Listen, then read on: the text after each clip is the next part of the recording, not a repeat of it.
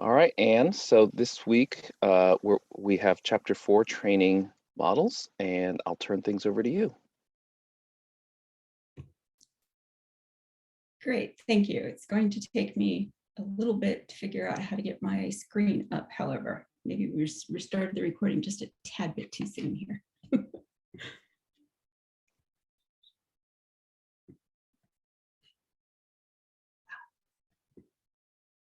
Awesome. See your desktop. You see my desktop. I don't see anything. What do you see? I Black just see a- desktop yeah, with your cursor moving, that's it. Nothing up behind the cursor. Nothing behind the curtain. Do you No, see no. the color see, pens? Yeah, I see Mhm. pencils Yep. personally. Ah, wait a minute. There we go.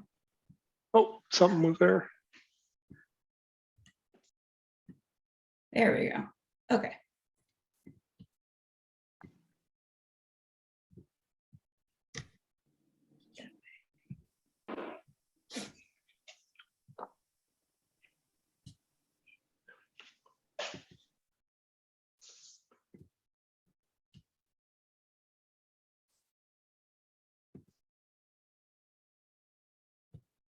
Okay, I think I'm set.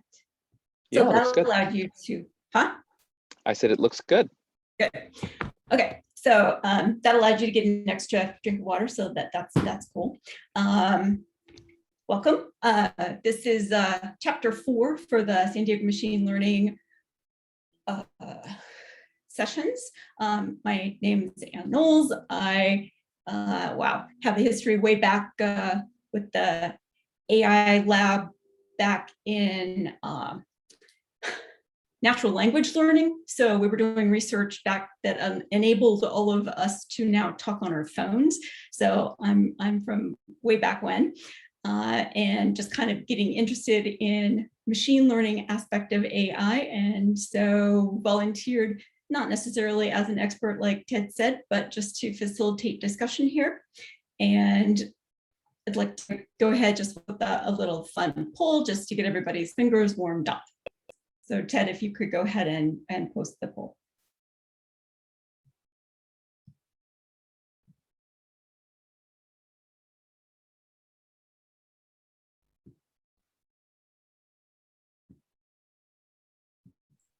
There's a question if there's a slide deck available on Slack. There is one, and put it in the book club channel. I can point to that somehow.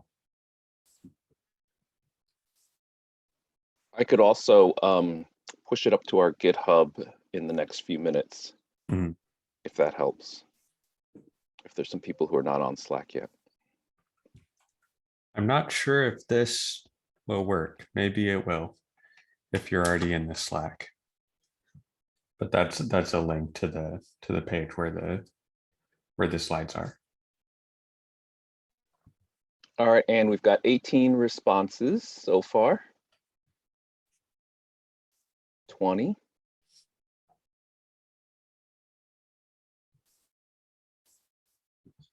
And I see we have 31 participants here.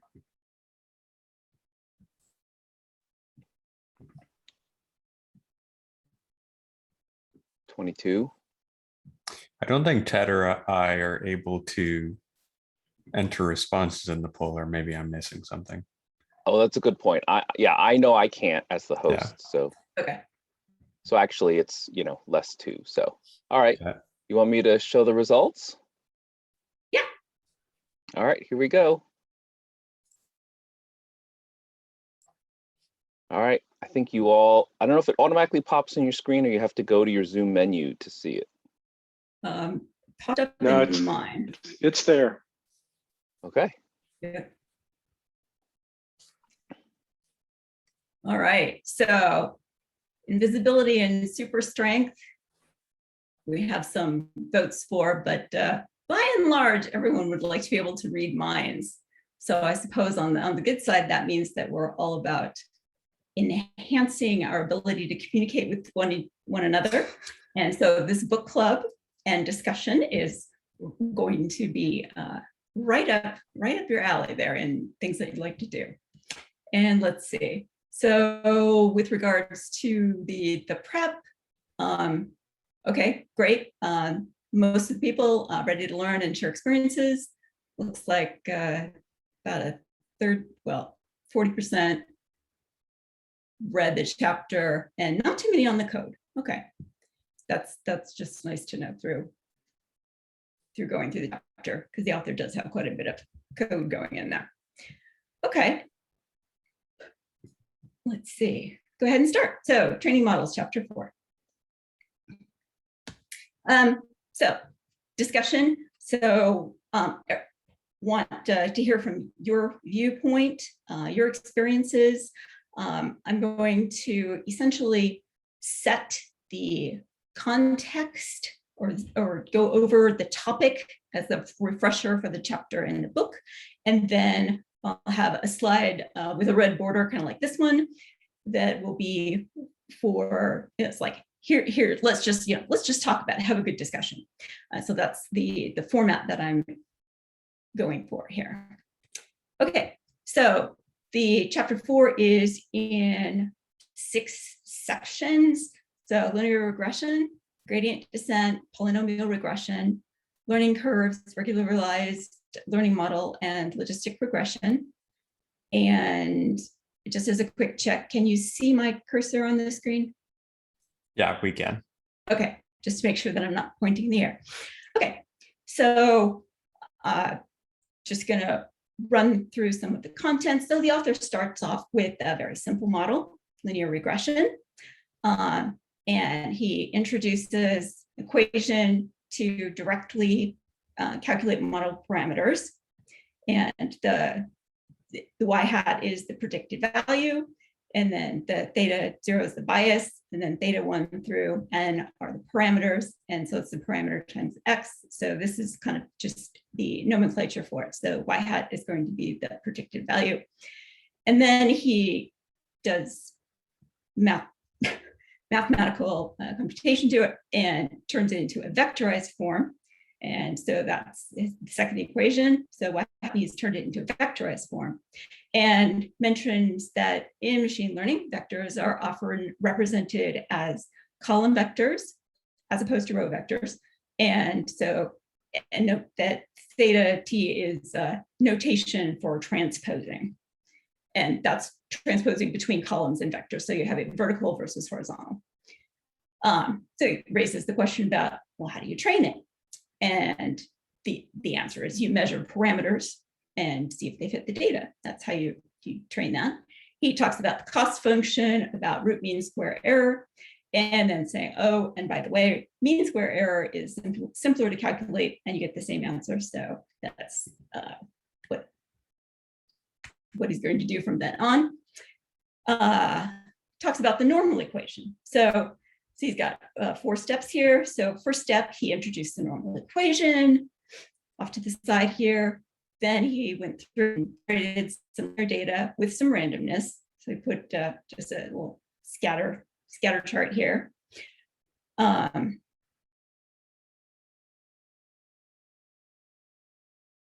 then step, well, let me back. So the normal equation, get no notation here again. So theta hat is the value that minimizes the cost function. And then again, y is the target vector. Okay, so then step 3 is computing the theta hat. So he wants to minimize the cost function, and he's using that formula. And for implementation notation in Python, he goes over and uses this. So here's the translation, which he does a lot of. So essentially, he introduces the mathematical notation, and then he says, oh, and here's the way to do it in Python. So he talks about the np.lineage.inv. So .inv is the inverse, which is the -1. And then the dot is the dot method for matrix multiplication. So that's how he's doing the multiplication between the 2 matrices there. And let's see, oh, right. So he runs the code here and ends up with the 4.2 and 2.7. And notes that it's very close to the original 4 and 3. So 4.2 to 4 and 2.7 to 3. So he's also showing that as you're doing it, it's getting pretty close. So you should feel comfortable with the formula being an accurate representation. So then step 4, make the prediction, and comes up with this np.c to add zeros to the instance and makes a prediction. And since this is a normal equation, the prediction ends up being this straight red line through the data.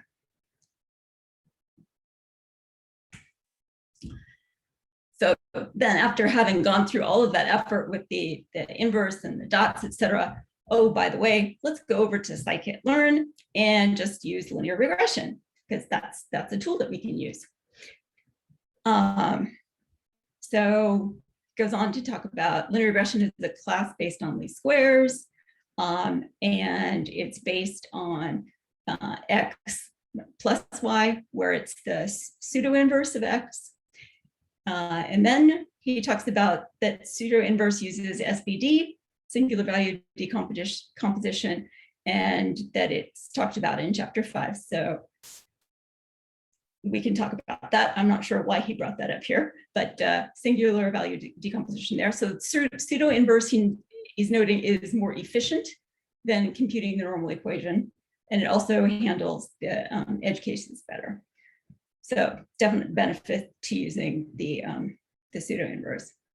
And the normal equation may not work if the matrix x transpose x is not invertible, but pseudo inverse is always defined, which is why it's better. Okay, then under linear regression, he talks about complexity, saying inverting a matrix in the normal equation can be O, and this O is big O notation to show general levels of complexity for the diagram here. So the normal equation could be O and 3 n cubed, which is somewhere here, and Scikit-Learn uses that SVD approach that I mentioned earlier with big O of n2, n squared, which is also right around here. So I guess his point here is that the SVD approach is a bit better than the normal equation approach. He does also note that when the number of your features gets large, they're both slow. And I liked that he defined large as more than 100,000, because certainly the word large is ambiguous in and of itself. Let's see. But once you've trained the model, the predictions are fast. So just M linear. Okay, so that is a contextual of what's included in that first section of the chapter. And so this is just kind of a collage of highlights of all of the things for this section. So all kinds of things we talked about. So this is where let's just have a discussion. And maybe I'll start off with asking a question. So I'll pick this bottom corner one first. So in the code, we're just generating random data. He uses rand and then rand n, and that caught my eye. I was like, well, what's the difference? So I looked into it and then went to numpy.org, and it said that you should be using default.rng instead. So I was wondering if anyone had also heard the same thing, and if in fact the author ought to change all of their code from the rand to this default RNG. So I opened the floor wide.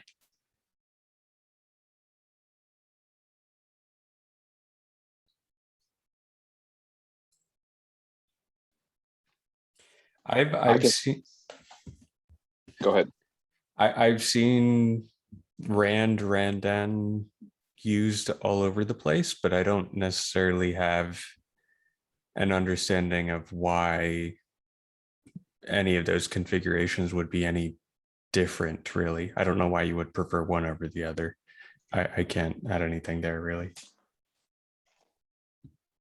Randan outputs random numbers over a normal distribution versus rand, which I think just kind of does not have that restriction on it, if I remember right. Did NumPy mention any intention of deprecating rand_n by any chance? That's the only reason why I could imagine there would be a difference. It's just like how they support it. Yeah, well, I mean, all I can point to is that, I mean, the quote says new numpy.org, my little reference down there, it said new code should use the standard normal method of a default RNG instance instead of the rand and rand_n. But it didn't use the word, deprecate. So I don't have any, I don't know if it's in the shall range or not. Like if you have to start using it. Don't know. Anyway. Strange. My only suggestion here, and completely, not related to anything I learned about it, it is just a suggestion. I know that generating random values is rather inefficient for usual computers. And maybe they managed to make it more efficient. That's just a suggestion, and with another method. Okay. If you follow the link to that spot where it said to use default rand, it talks probably, in great detail about something called PCG64, and it says it's better statistically than the legacy MTI 19937 used in random states. So maybe it's just a better random number generator at the end of the day. Oh, this is true, because computer so-called random numbers, they're not actually random. They just use very complicated algorithms, so they appear as random. Yeah, I wonder if there was maybe a flaw in the previous version that, it didn't statistically end up with, random numbers. The fact that they said it has better statistical properties, back when I was getting my graduate degree and things like that, we studied random number generators, because back in the dark ages, that was really advanced. But, and they're all, as you point out, pseudo-random number generators, and they all have their biases. So everybody's always looking for a better one.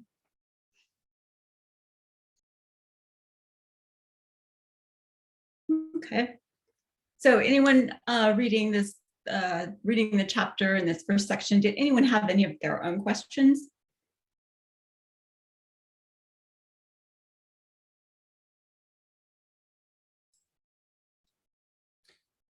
If there's no questions, I'll add one comment. Just as a sort of motivation of this, linear regression in the simplest possible terms is just fitting a line to some points. So you have some data and then you want to fit a line through it. And then there's tons of different variations that we're going to go through that are basically different decisions you can make in terms of how you fit that line to those points. I just wanted to add that little high-level overview. Great, thank you, Ryan. Okay. Yeah, and I think the thing I would add is that linear regression is a fairly simple kind of model.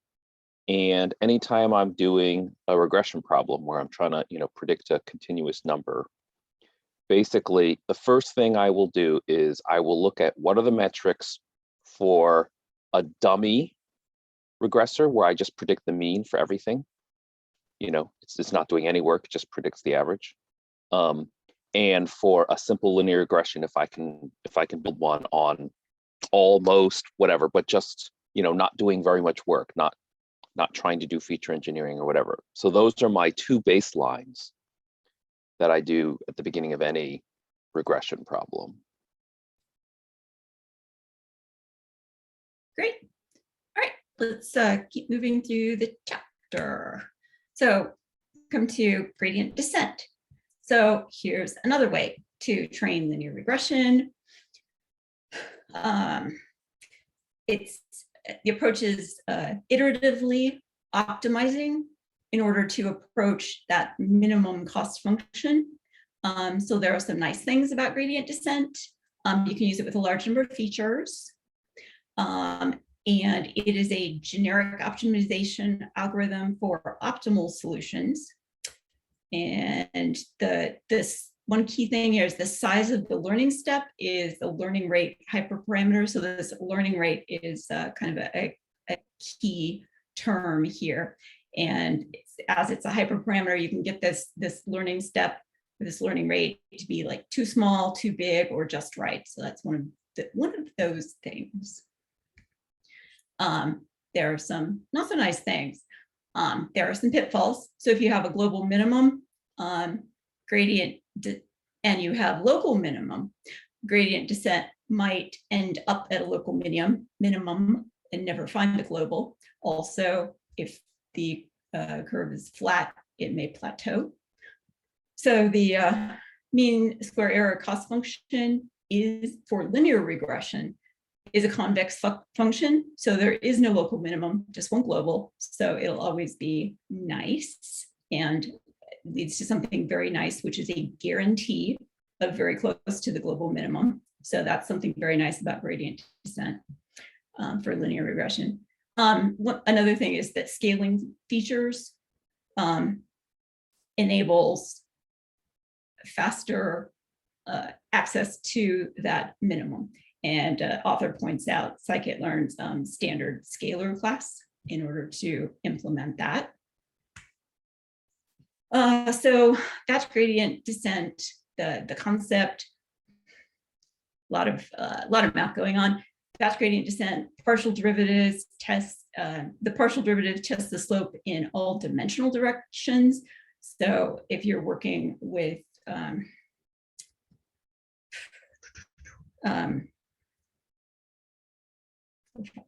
partial derivative, there we go, partial derivatives. So it's the symbols here are for the partial derivative. And then once you do the gradient vector form of it, then you end up with their equation 4-6 with the larger version. I am not going to go over the math. Gradient descent is slow with large training sets because it does the full training set at every single step. Remember the learning curve. So it does the full set at each step that it's going down. So it's slow, but it's better with a larger number of features. So when the gradient vector points up, then you go down. In other words, you subtract the error from data. And then, as you saw in the previous diagram, you're using the learning rate to determine the size of the downhill step. And this is the theta minus, and this is what you're subtracting out. And then the author does the usual. Here's the implementation. And see eta of 0.1 with the learning rate. So he's starting to use the learning rate in the code there. And he shows some variations with the learning rate. So 0.02, 0.1, and 0.5, just so that you can see the difference in that even what looks to me like a small change can make a big difference. But if you get it right, you get the same answer as the normal equation. And how do you find a good learning rate is to use grid search, and he notes grid search CB from chapter 2. And there's also a good number of iterations. It says just look at it and then cut it off at some tolerance epsilon. And he also notes computational complexity for batch gradient descent. Then moving on from batch, so there's 3 kinds. So stochastic concept. So differs from batch. So where batch uses the whole training set, stochastic picks one random instance in the training set, and then computes the gradient. So there's only one instance in memory per iteration, so it makes it faster. The randomness can cause the cost function to bounce around, but it will decrease on average, as you can see in the figure. Final parameters are good, but not optimal because of that bouncing. However, if it is not that smooth bowl shape and there are some local minima, the bouncing might actually help it get away from a local minima to find a optimal minimum. Oh, and and the way to do that is to come up with a learning schedule for the learning rate to make it so that it's not bouncing around quite so much as it's approaching the global minimum.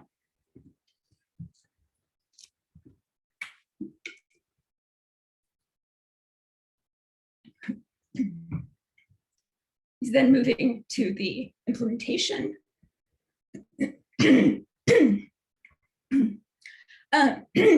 notes the convention is M iterations per round, and then each round is called an epoch.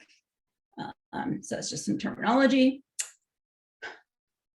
Since stochastic is random, if you randomly pick a bunch of stuff, you might miss some, or you might get some duplication.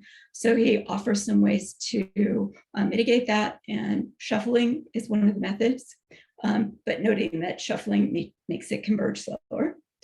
And training instances must be independent and identically distributed. Otherwise, you might get something like the model sorts by some unintended label that you had associated with the data, which of course would not be what you wanted.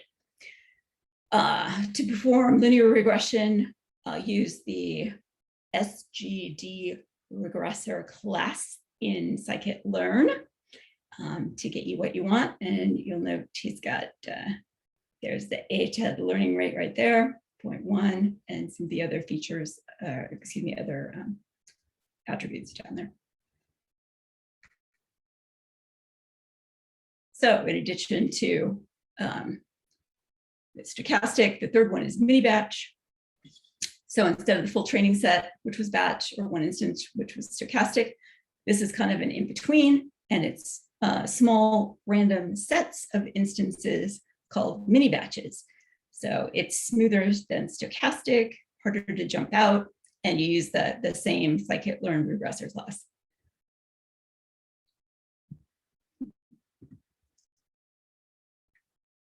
And let's see, oh, and finally, for this section, author compares 5 algorithms for linear regression. Normal, he pulls in SVD again, batch, stochastic, and mini batch, and you can see fast, slow, etc., hyperparameters, and then SGD regressor for Scikit-Learn implementation. He also shows this nice little graphic for comparing the 3 of them and how they reach the global minimum. Essentially, similar models, similar predictions. Wait a minute, there we go. Oh, sorry. There we go. Okay. Okay, so then that's the end of section 2. All kinds of things going on here. So, anyone want to talk about using batch, stochastic, mini batch favorites? I know some of the classes I've taken, mini batch has been more of a favorite in some of the classes I've taken. Also, I'd love to hear anybody have stories about dependent training sets or skewed data sets that they've used that kind of would bring home kind of the stories about that you have to have the IID. Can I ask a question about the gradient descent? Is the stochastic faster than the batch gradient descent? Do you know?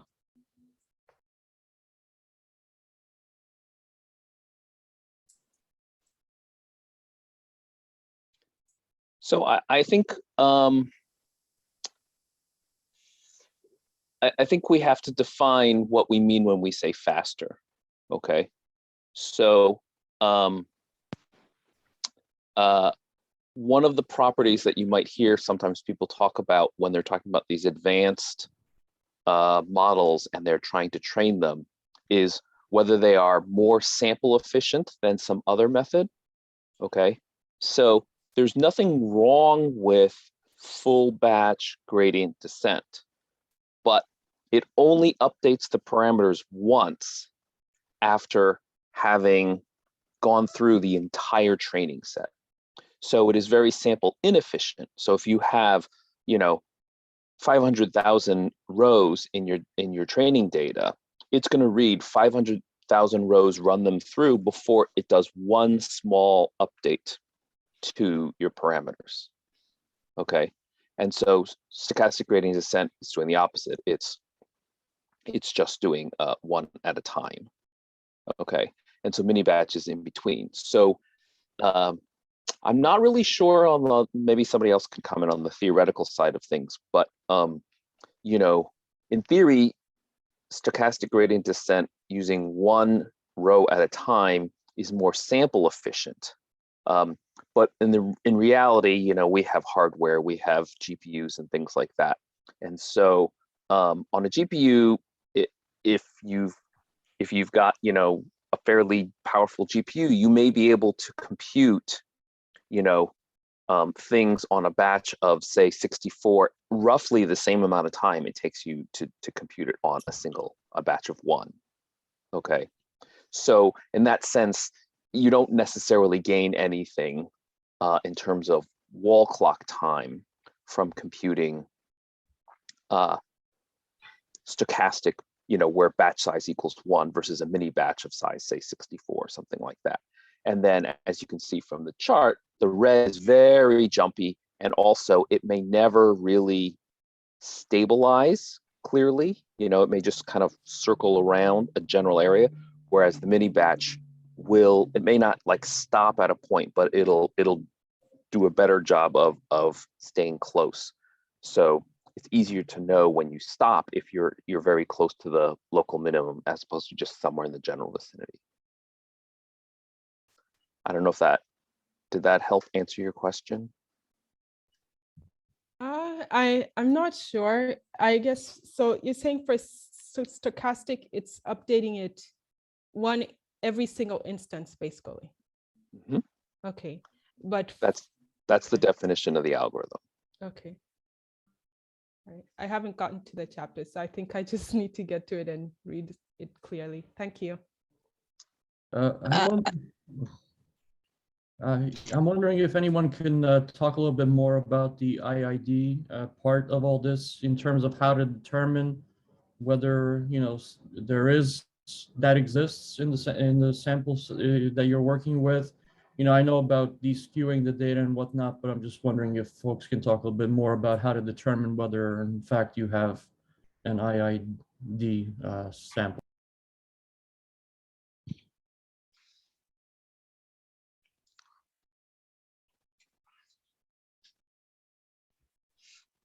I'll just say briefly, I don't think you need to know that it's perfectly IID, but the opposite of that would be, let's say you're training an image classifier, okay? You would not want your training set sorted by the labels, where you do all cats, and then all dogs, and then all birds, and then all roses, right?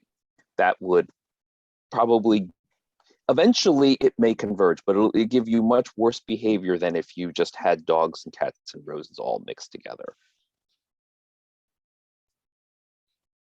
Does that make sense? Thank you.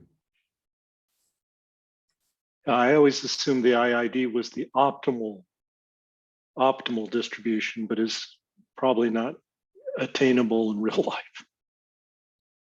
Yeah. I mean, so let's say you have a batch size, like I was saying, 64.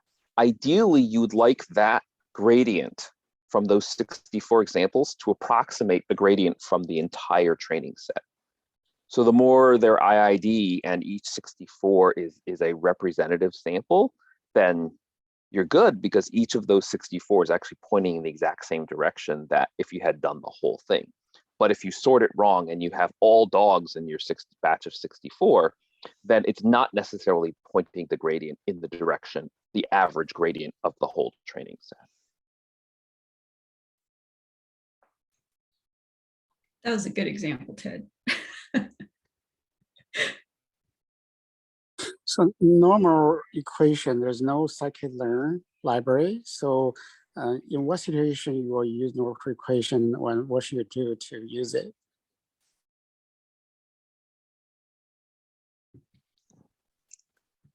Honestly, I don't think anybody uses the full normal equation for both speed and for whatever other properties. So if you have two columns that are linearly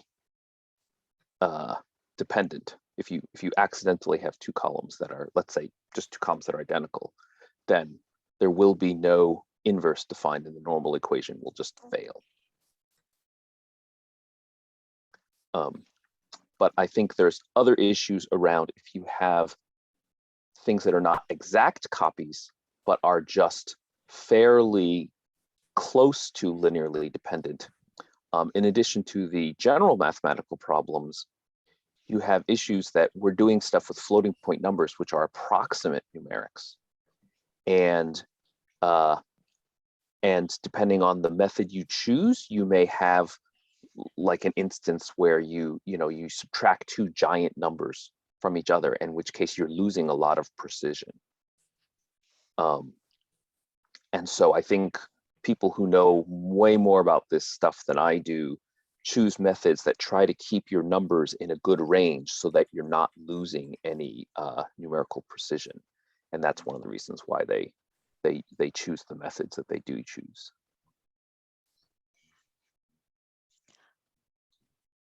I have some experience with choosing a batch. It checks. It's not for just linear regression. It was on Kaggle. I did, I guess, something with convolution neural network, and I discovered that if my batch is too big, then my script crashes because I run out of memory. So I needed to reduce it. So my experience from there that, well, if you want to work with the whole data set, compute the gradient descent for the whole data set, it could be quite taxing on the memory. So maybe it's a good idea to avoid it.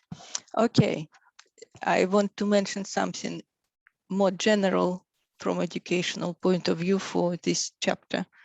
I think that the whole first sections could be dropped because nobody ever uses it because, well, it is too taxing on memory and in many other cases. And if your matrix is a bit, singular, that you get unstable results because linear regression should work only with very good matrices. And even singular value decomposition doesn't help here much, actually. So, but I'm not the author of the book. Just as educator, I think that it doesn't make sense to overload your audience with formulas which are not going to be used afterwards. That's it. Thank you, Maya, for the lessons learned with mini batch. And I think my skimming over the math kind of leads me to agree with you. All right. Polynomial regression. So here, finally, nonlinear data sets. So we're advancing from linear data sets to nonlinear data sets. Took a little while. More parameters, which means more prone to overfitting. We can use a linear model, however, to fit the nonlinear data, which is a mind blower, by adding powers. So here's the steps to doing that. So author generates some nonlinear data again, and then goes through and transforms the data using polynomial features class. So he adds the second degree polynomial for each feature as a new feature. So where it had a few features before, now there are new features based on the polynomial. So you can see in the code here, degree equals 2. And so now this X poly that is created now contains all of the original features plus the, in this case with degree equals 2, the square of the features. And then it applies the linear regression model to all of this extended data that he's created, and then it makes predictions on that. So yeah, so it gets a prediction line here with an estimate that is, if you compare the 0.56 to 0.5 and the 0.93 to 1, which is pretty close to what the original was. So he's showing that it actually works. So polynomial regression is capable of finding relationships between features. And it adds not only just some of the like second degree, the squares, et cetera, but it adds all combinations of the features to it. So the author noted that it's not just adding a square and a cubed to the features, it also adds all of the combinations, so a squared, b, et cetera. And what this does is it transforms the array of n features to an expanded array of, well, this n plus d factorial over d factorial n factorial features. So making it significantly larger. And so discussion, and I'll just point out that I played around with the math a little bit. So where I was just talking about that with that formula. So if you have 2 features and there's a squared in there, then that gets transformed into 6 features. And by the way, if you have 20 features, which is not that big, and a degree of 4, it's transformed into over 10,000 features. So I thought that was pretty, pretty big expansion there. So this is a little bit of a shorter section. Any comments, questions, thoughts about this section?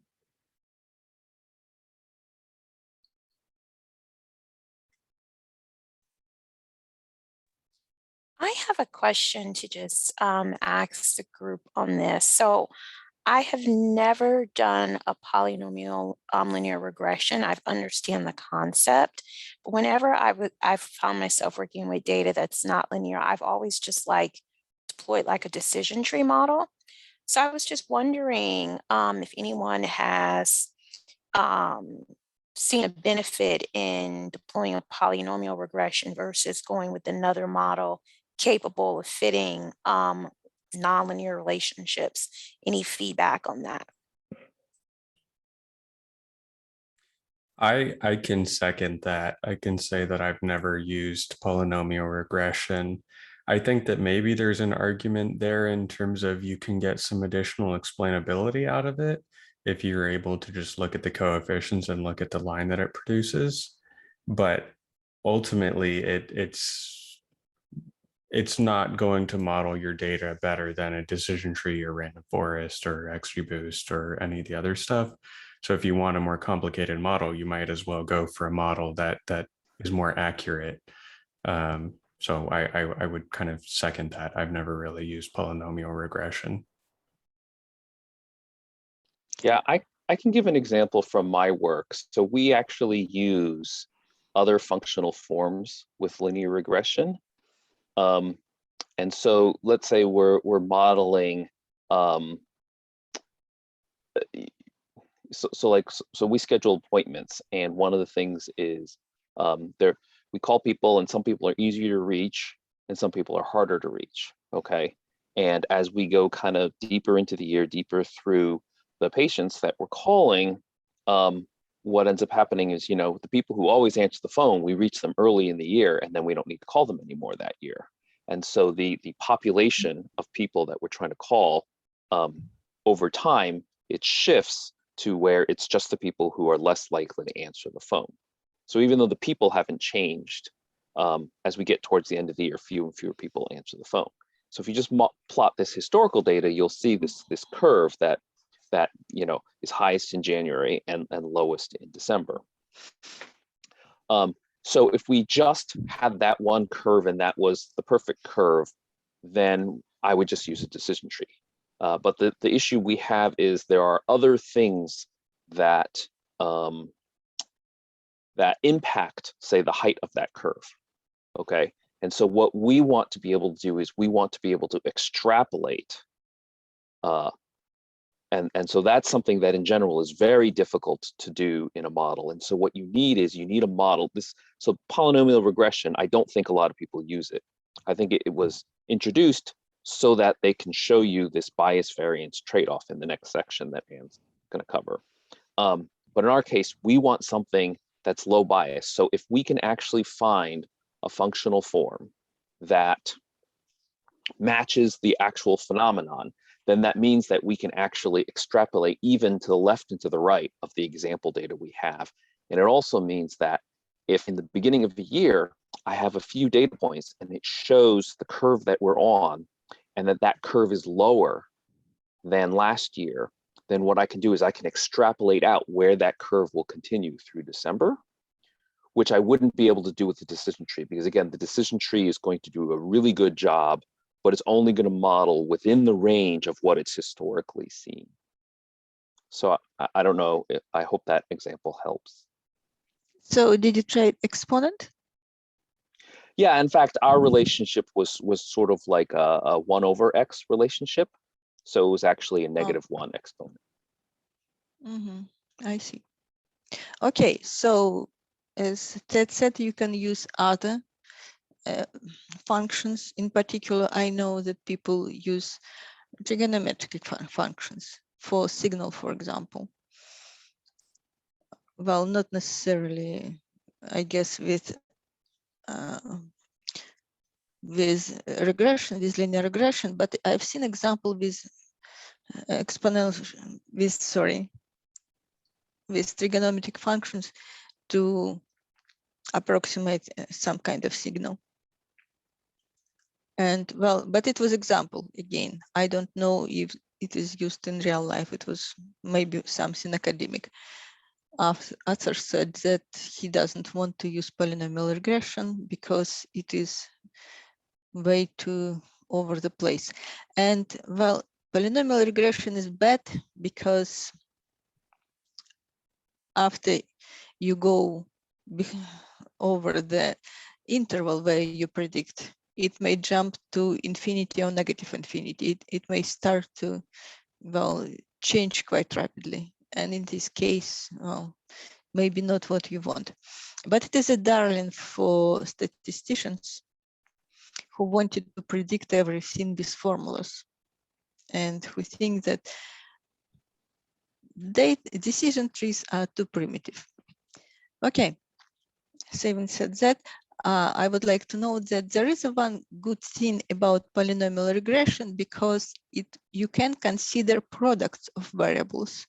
And in this way, you can find if one variable changes with values of other and how it changes. So this could be useful.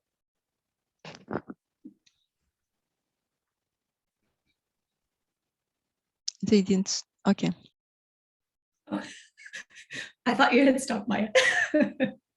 Okay.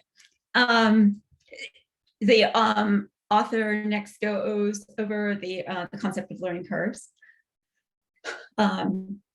Shows a really nice figure in the book with the straight line 300-degree polynomial bunched up at either end, the 2-degree quadratic model with the blue dashed line, and then the linear model, just the red hatched line, showing different overfitting, fitting, and underfitting examples of learning curves.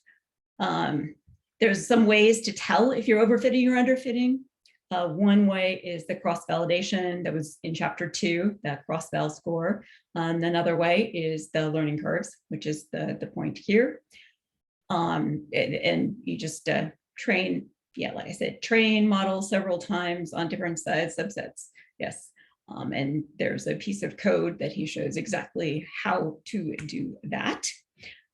Once you generate these graphs, underfitting is noted by both curves being high and reaching a plateau where they're close together. And overfitting is that there is a significant gap between the training error and the validation error.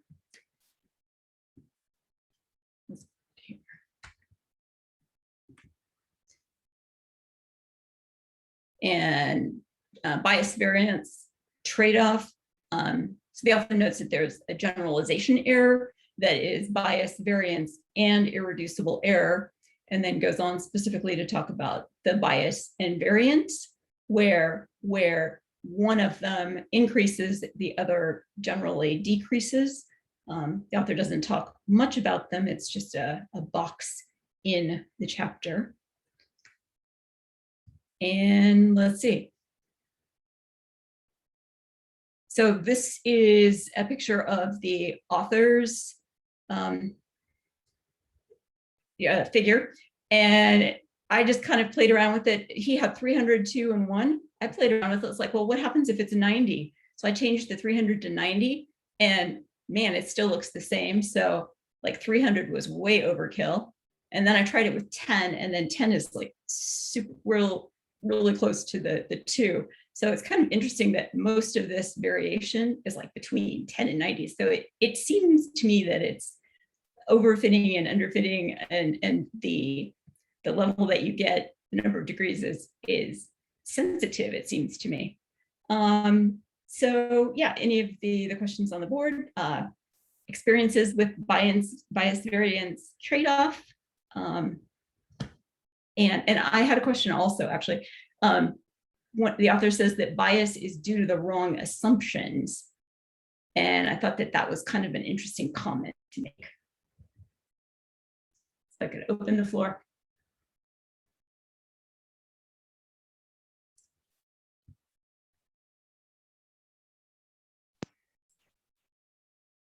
I can add one piece that it's easy to look at the bias variance here and you can say, wow, that's just completely overfit, but it's not entirely obvious when you have more complicated problems. Like in the upper visualizations, you can just see, oh wow, it's unreasonable that the line is so wiggly.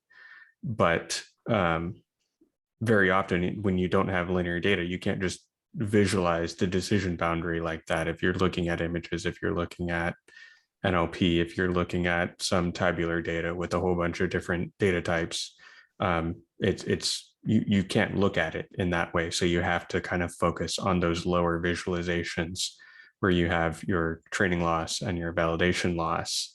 But for the most part, what I see most people do is they're just trying to minimize the validation loss as best they can. And I feel like one of the mistakes I see a lot of new people fall trap to is the whole overfitting, underfitting thing isn't as important as just getting the best validation score as you can, basically. Good point, Ryan. And it's definitely easier to compare over and under if you got two different figures next to each other. If you just had one, it's like, well, which one is it? So I can see that that's harder to tell. In the interest of time, I'm going to go ahead and move forward. So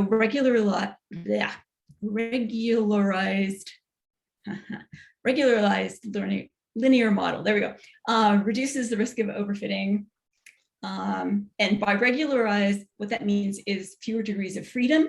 So for polynomial, it means reducing the number of degrees. For linear model, it means constraining the weights of a model. And so ridge regression is one regularized linear model. And there's an awful lot of text on this screen. Let's see. A note to only add the regularization term during training, not after. That's something that is easy to lose track of when you're writing code. Hyperparameter alpha, so we have another hyperparameter, controls the amount. And if it's alpha is 0, then ridge regression becomes linear regression. Here is another important about standard scalar. So for ridge regression, you want to make sure that you've got your data scaled because it's sensitive to it. The author again goes through a closed form equation and the implementation of the equation. And he has two ways of doing it. One is using the Cholesky solver, and then he also does it with the SAGs, the stochastic average gradient descent implementation. So he's showing two different ways of doing it. And here he's showing, I think, this plain range models on linear data. And then here on the right, he's done the polynomial regression with the ridge regularization and scaled, so that you can see that as A approaches 1, you get a better curve here when it's scaled. Oops. Okay. And then another kind, lasso. So this one's least absolute shrinkage and selection operator, my favorite acronym. It uses L1 norm instead of L2. So there's different norms that you can use. Graph is very similar. Let's see. So with lasso, it tends to completely eliminate the weights of least important features. So that is something to keep in mind with lasso. So essentially, it automatically performs feature selection. Now, isn't that nice? And you get a sparse model output. It differentiates between negative, 0 and positive because the lasso cost function is not differentiable at 0. And author then goes through Scikit-Learn implementation. So you can just import lasso and use it out of the box, so to speak.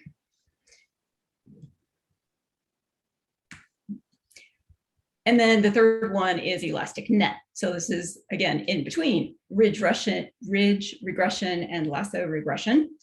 You can control the mix ratio. So if this ratio is 0, then it becomes ridge regression, which was the first one. If R is 1, then it's lasso regression, which was the second one. And if it's in between, then it's just called elastic net. So hence, elastic, stretchy, in between. Got it. So then which one to choose? Okay, so you have linear regression, and like I've been hearing from other folks here, yeah, just don't use it. Ridge regression, the author says, is a good default. Lasso, if you're only expecting a few useful features, but there are some issues with it. And elastic net is good if you're expecting a few useful features. So it sounds to me like ridge or elastic net are probably the two that you should even pay attention to at all. And then a completely different alternative to regularizing is early stopping. So looking at the validation error, and hey, when it stops decreasing, just stop there because that's your best model. Because when it starts to rise again, then it's indicating overfitting. And the author goes through some implementation of it as well. Done with that. And I have 9 minutes left.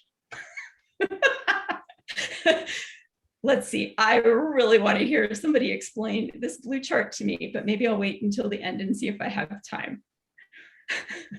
So I'm going to do a cursory through here and then just leave it open at the end. So the final section to the chapter is logistic regression. It's commonly used for binary classification, similar in that it computes weights of the sum, different in that it outputs the logistic result instead of the result. And the logistic is some other term, meaning that it's outputting more a probability on a sigmoid function instead of an actual result. Training and cost function. Bad news for the logistic regression is there is no known closed form equation. So, but the good news is it's convex. So you get this lovely aspect that gradient descent will guarantee that you can find a global minimum. It's talking about partial derivatives to use it on the batch gradient descent with the formula, and also noting that you can implement it also with not only the batch, but stochastic and mini batch as well. Author goes through a case with some iris flowers. And the process is he loads the data, he's training logistic regression model, and it's binary. So he's got, although there are 3 types of iris that he's using, in this first case, it's either iris virginica or it's not. So that's how he gets the binary. He just cuts out the other 2 classes. Then analyzes the estimated probabilities using the curve and noting that the green dots and the blue dots overlap. So the blue is not the virginica and the green is. So he's talking about coming up with a diagram to show that there's overlap there. So to resolve that issue, use 2 features instead of just the one, use the width and length, and comes up with this linear decision boundary, which was the title of the section. But again, it's iris virginica or not iris virginica. So still it's one class, it's either yes or no. And he's also noting that you can regularize logistic regression. Then it goes into softmax. So it supports multiple classes, so it's not this binary either or. You can compute the score for each of the classes, and each class has its own dedicated parameter vector, and they're all stored as rows. And then comes up with a softmax function, which is this, and we're K is classes, S is the score that you're getting, and then the sigma is the probability, which is how this whole thing is all a probability. So it's a softmax function that ends up with a probability rather than an actual answer output. They were talking about cross entropy. So you want to minimize the cross entropy cost function. So that's part of the cost function. And cross entropy is frequently used to measure how well the class probabilities match the target classes. And I'm going to move on. And so the softmax regression is used to classify the iris into all 3 of the classes. So the 3 sections here, and he's showing some code here, the multinomial and the LBFGS, and the logistic regression multi-class hyperparameter is what he's showing there. And that's how you turn on softmax regression. So here's the code to implement this softmax that he's been talking about. And another note that decision boundaries between any 2 classes are linear. Okay, so open the floor, and either this section or the previous section fine to talk about. So just the chapter in general. Let me somebody that I haven't heard from, maybe Anjali, Kunteya, somebody, Augustine, somebody. Tell me what you thought about the content in general, whether you've read the chapter or not, and just what your thoughts are on the context, please. This is Anjali. I think the information that you gave, the way you solve it's really good. It's really informative, and it's like different. Even I solved this problem earlier, but it's like different perspective. It's really good. Great, thank you. And somebody else we haven't heard from. Let's hear some more voices.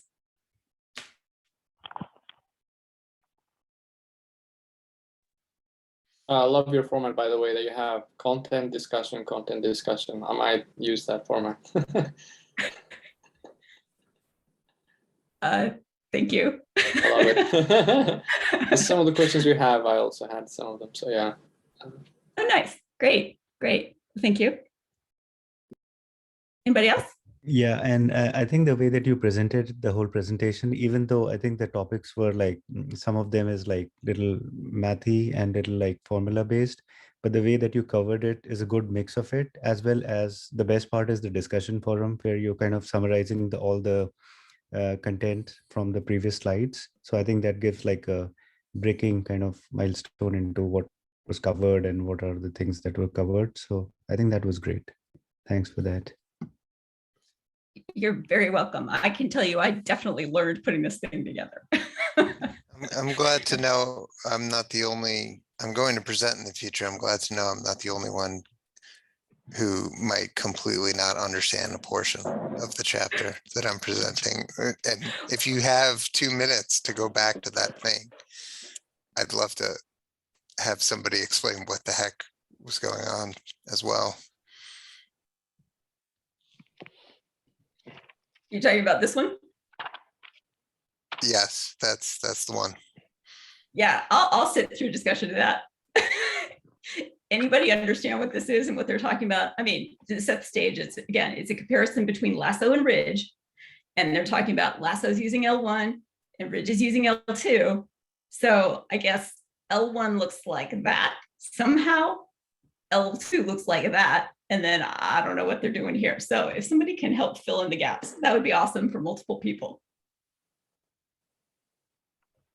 You want me to give it a shot, Anne?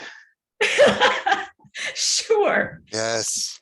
Okay, right. L2 penalty is actually based on usual distance. Do you remember how distance is defined? We sum up squares and take square root. It is exactly how the how this is called the usual loss for a linear regression looks like.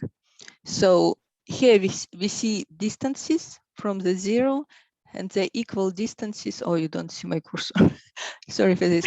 And circle is a place of all points which have equal distance from 0. So you have, yes, when you consider L2 penalty, you get circles. When you consider L1 penalty, then okay, it is based on absolute value. And here I need for you to remember the absolute value plot function, if you can. I don't know if you can, sorry for this, but it looks like a corner which points to the origin. It goes from above and it points on the origin. So these lines you see are these lines from this function, which is, you know, has 2 sides as lines and it looks like a corner. So this is why I got such picture. One way I would say L1 penalty is think of it as an upside inverted pyramid. Ah, okay, yeah. And so, I wanted to talk a little bit, okay, we still here on these pictures. I wanted to talk about bias and variance trade-off. I have a picture for this. So if I might make one more comment before we change subjects. So it in these diagrams, there's 4 of them. The 2 on the left just simply show what the penalty is, okay? And that's assuming that you have 2 parameters. So 2 is a nice small number that we can actually visualize, right? And so the parameters are on your x-axis and your y-axis. So as Maya said, the one we're probably more familiar with is the bottom one, the L2. So that's Euclidean distance from the origin.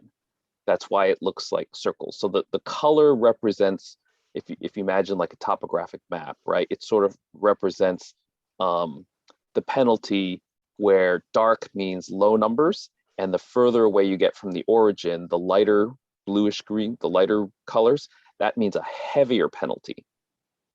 What the author's showing in here, if you look at that point at 2 on the x-axis and 0.5 on the y-axis, okay, that's that upper right point. If you look at the change in the colors, like what is the gradient on just that penalty? So what direction will reduce the penalty the fastest? That's the dotted yellow line pointing towards the 0. Okay, and so if you have something that you're optimizing and the only thing you're trying to do is reduce the penalty, well, forget about the actual data for a second. If you're just trying to reduce the penalty, what it's going to do is it's going to sort of reduce all of your parameters by a certain amount until ultimately, if necessary, they're all 0. That's the direction it's trying to pull down the parameters. So the contrast to that is if you look at the L1, that's not Euclidean distance. That's just the absolute value of your first parameter plus the absolute value of your second parameter. Okay, which is what Maya was saying. And so that gives you these diamonds in the shape of the penalty. So you can see that the penalty is sort of the follows those color contours. And so from that same yellow point at 2, 0.5, if you were trying to find what's the fastest way to reduce the penalty, you wouldn't actually follow that same dotted line down below. You would always follow the 45-degree line until it hits one of the axes. And then at that point, you know, it's just going to continue until you get to the origin. So that's the author trying to visualize why the two penalties reduce parameters in different ways. The lasso up top, the L1, will sort of reduce all of them until some of them become 0, whereas the bottom one is going to reduce them in different amounts, and they will all hit 0 at the same time. I hope that helps. I would like to thank Ryan. He offered much better explanation why it is look like this than I did, because he said that it is actually Manhattan distance and we can go only vertical or horizontal lines. So if we already on one of the axes, say this smaller, darker diamond, if you already on one of the axes, you take 2 units to the center. But if you in the middle point between these such 2 points, on the side of the square, a little bit higher, please. And now to the left, 1 step, this point. So you still need to go 1 distance below and 1 distance to the left. So the distance, Manhattan distance, is the same. This is how we get this diamond. It is analogous to this circle with all points at the same distance from the origin, but we measure distance differently. I think Hobbs nailed it in the chat. So he's saying that if you have a small coefficient, the L2 has a very small penalty for that because it's sort of proportional to how big the number is. Whereas for L1, you're always doing a 45-degree angle. You're always penalizing all coefficients the same amount. So if you reduce 1 by 0.1, you're reducing all of them by 0.1. So Hobbs is right. It's a much bigger penalty for small coefficients, and until they hit 0, in which case you stop penalizing them. Yeah, and another thing I would like to mention for ridge regression. The thing is that if you have overfitting with linear regression, then your coefficients start to grow quite a lot. So this is why regularization is very good when you can penalize such growth.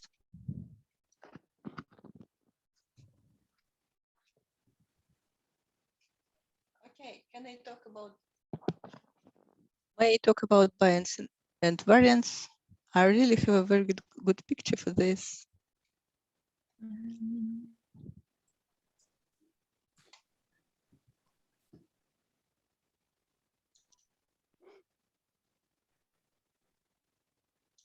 Do you want to show your own picture, Maya? Yes, I would like to show my picture. Okay. Thank you, Anne. You're very welcome. Thank you everyone for participating. I'm going to go ahead and stop sharing then. Yeah, virtual applause for Anne. Thanks for doing that. Okay, here's my picture. So why it is good? We have here on the horizontal low bias and high bias. And on the vertical, we have low variance and high variance. So variance usually, well, there are other definitions with variance and bias, as you've seen with linear regression, where constant is called a bias. But in the sense of error, variance is how much your data varies on its own randomly. And bias is how well we guessed our model so it can represent our data. And it can fit our data well. So we can have low bias. And then with low variance, we will predict almost everything. But if you have high variance, it still be a lot of random points around. We can have high bias. So in reality, our data is rather well defined by some rule. We just don't know what it is rule. We didn't guess it correctly.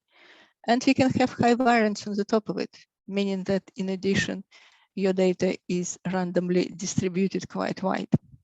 Okay, this is my little speech about it. That is a nice graphic. Thank you, Maya. Thanks, Maya. You're welcome. All right, for anyone who has joined us at 1:30 for the project discussion, this is just the tail end of the book club.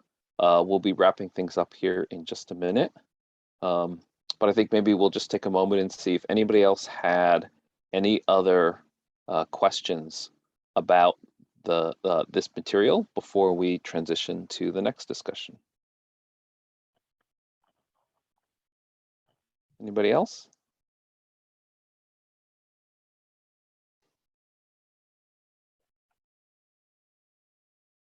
All right. I've heard some beeps, so I think some people had time commitments and had to go. But thanks for those of you who are still with us. So next week we're going to talk about support vector machines. Banu's going to be leading the discussion next week, and I feel like for the rest of my life I will always have more to learn to better understand support vector machines. I don't know how critical it is that I understand them super well, but I don't think I will ever 100% understand them. So I welcome anything that you can do on this topic, Banu. No pressure, right? Yeah. So thanks for taking on that chapter, and yeah, I think we've had some different styles, some different voices. Thanks again, Anne. And just like George said, I think maybe I will try to steal some of the ideas from how you did the presentation and interspersing the discussion. And that's what I'm hoping. I'm hoping that we get different styles, different ways people talk about things. And I also think that for me, anytime I try to present something, I learn a lot. It's just sort of going through the eye of the needle. So so for any of you, we may have some cancellations, some changes, but right now all the slots are sort of filled up for this book. But I highly recommend, if there's a topic that you would like to talk about with the meetup group, we can schedule other webinars. And again, you don't have to be the expert. It's just a really great way to learn, to try to actually, talk about something, recap a paper, recap a chapter, anything like that. All right, awesome. So I think at this point we will transition. So this is our office hours project discussion. So we can stop the recording here, and this is